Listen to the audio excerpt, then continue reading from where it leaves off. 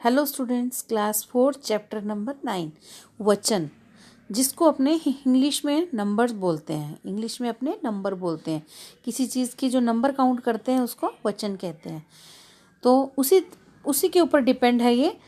शब्द के जिस रूप से उसके एक या अनेक होने का पता चलता है उसे वचन कहते हैं।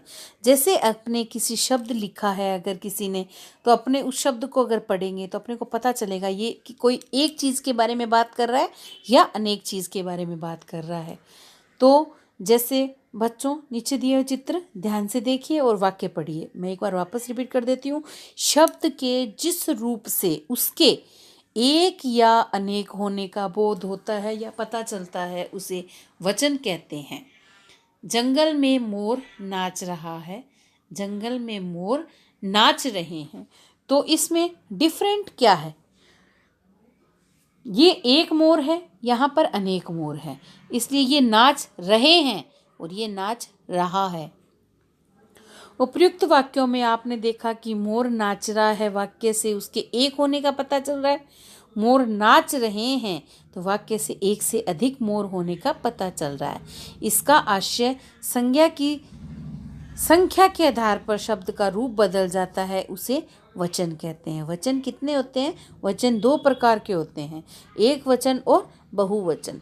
शब्द के जिस रूप से किसी एक प्राणी, एक वस्तु, एक स्थान का पता चले उसे एक वचन कहते हैं। जैसे लड़का, तोता, आँख, कुर्सी आदि।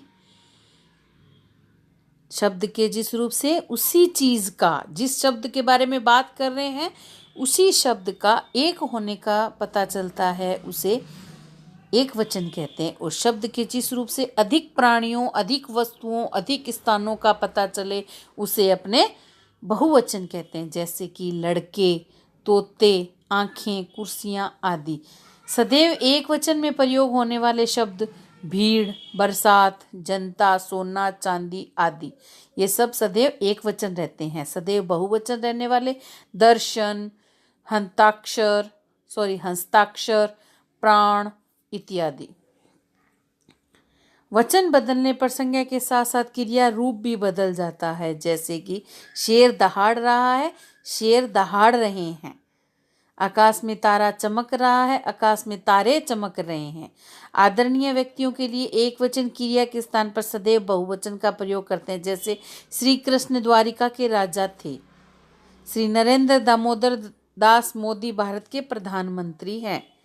तो इनके लिए हमेशा अपने बहुवचन का प्रयोग करते हैं। जैसे श्री कृष्ण द्वारिका के राजा थे, तो वैसे तो पता चल रहा है ये थे मतलब बहुत सारे थे, नहीं, इनके लिए अपने आदरणीय हैं इसलिए अपने इनको थे बोला है।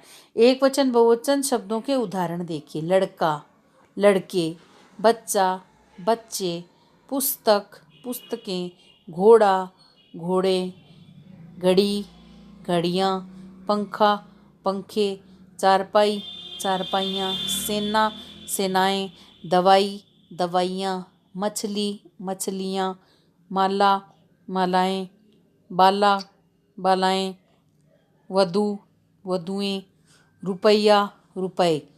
ये हो गए अपने एक वचन और बहुवचन के कुछ एग्जाम्पल, उनकी डेफिनेशंस और उनके अपने इनके पढ़ने का तरीका, इनको कैसे दिखाया गया चित्रों में उनका।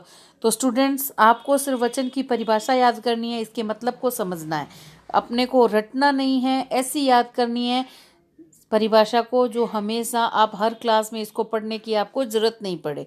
तो स्टूडेंट्स, मैंने आपको बता दिया है, आप इनको याद करोगे और इसके कुछ एग्जाम्पल दिए उनको भी पढ़ोगे। Okay students, bye.